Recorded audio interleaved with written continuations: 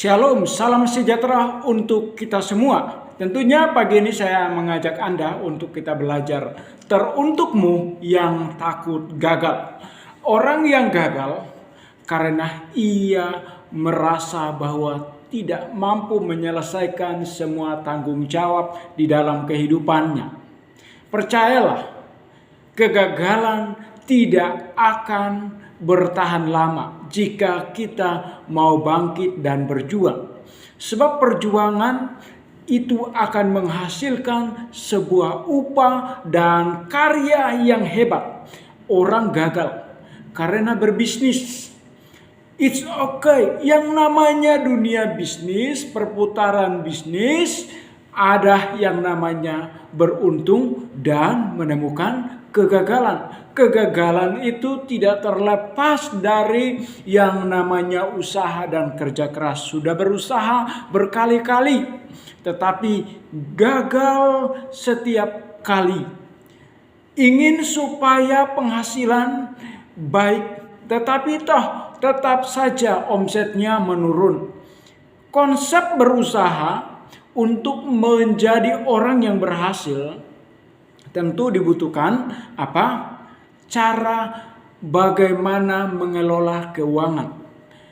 Di mana orang-orang yang berhasil mereka mampu mencoba hal-hal yang baru. Kapan kita mencobanya? Mulai dari sekarang, mencoba hal baru dengan memimpikan hal-hal yang baru untuk masa depan, jangka panjang dan jangka pendek.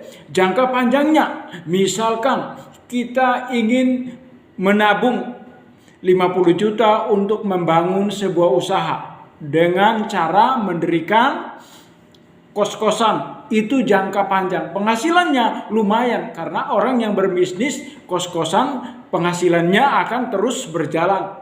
Yang kedua, penghasilannya adalah orang yang berhasil menabung keuangan dan mengelola dengan baik.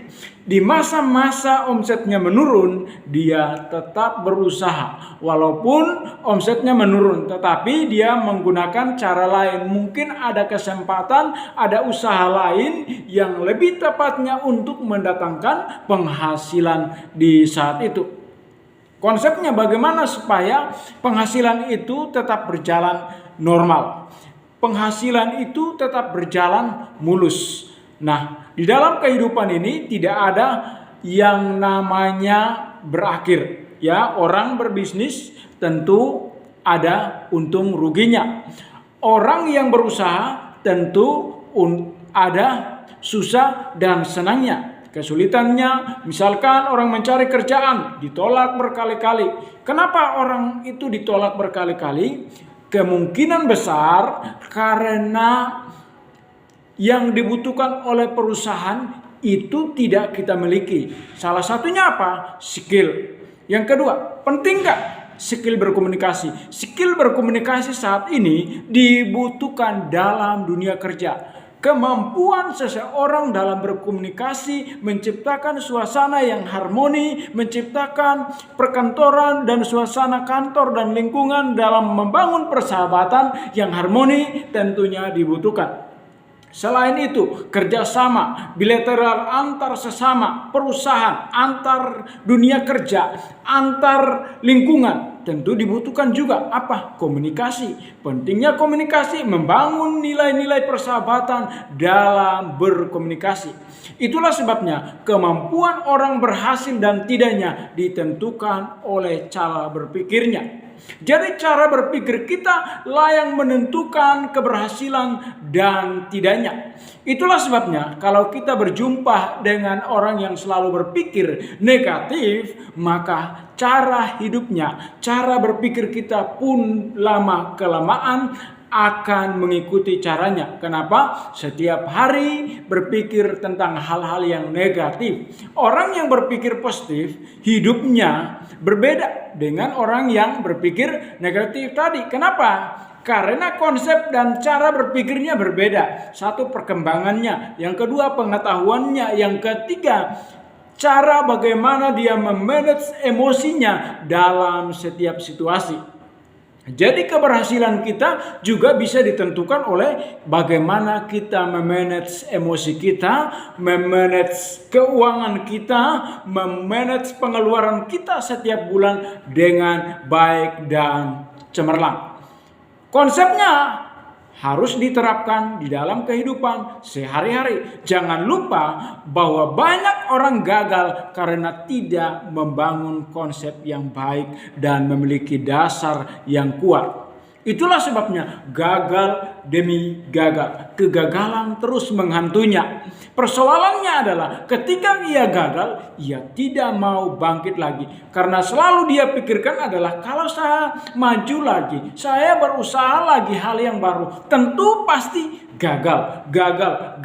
Bagaimana supaya kita terus dihantui rasa takut dan rasa bersalah? Karena tadi kita sudah menanamkan nilai-nilai negatif di dalam pikiran kita. Tetapi orang yang mau berubah dan mau maju, memulai hal-hal baru, maka dia memiliki konsep.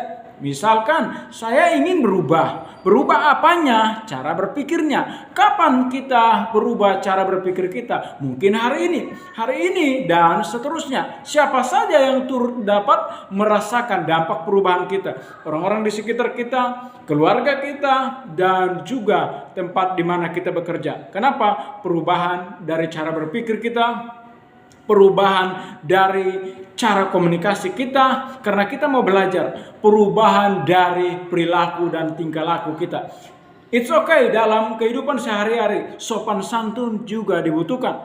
Penghormatan kepada orang yang lebih dewasa, kepada pemimpin, kepada sahabat, kepada orang-orang di sekitar. Tentunya kita harus mengedepankan nilai-nilai etika yang baik. Untuk siapa? Untuk Anda dan keluarga Anda.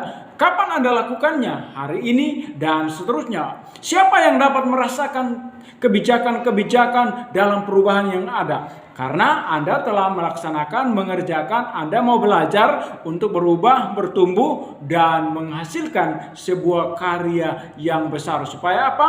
Anda tidak akan gagal lagi. Kegagalan tidak akan menghantui Anda karena Anda selalu berusaha memikirkan nilai-nilai yang positif dalam diri Anda. Siapa, di mana, dan dalam situasi apa.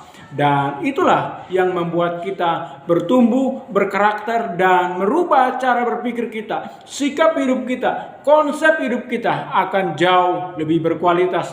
Untuk itu, jangan berharap kalau Anda mau menang, tidak pernah Anda mengalami kegagalan. Sebab orang-orang yang menang adalah mereka yang telah gagal berkali-kali dan mereka mencoba mencari peluang, mencari ide, mencari gagasan-gagasan yang menunjang dengan profesi mereka.